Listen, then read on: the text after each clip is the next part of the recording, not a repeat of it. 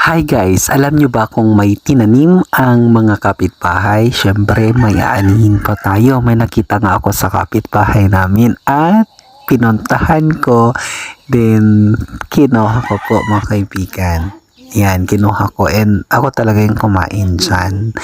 Dahil sabi nga nila ang dragon fruit ay isa sa pinaka ma-healthing pagkain na prutas mo mga kaibigan. So sabi nga nila, if may kapitbahay ka na nagtanim, pwede pong humingi o di kaya'y kung nasa bakod ninyo at mahuhulog, pwede nyong kunin, di ba? So, and po guys, blessing talaga kapag may mga tinanim ang kapitbahay o ikaw mismo ang nagtanim dahil makakain mo ang mga pagkaing masasarap, masustansya mga kaibigan.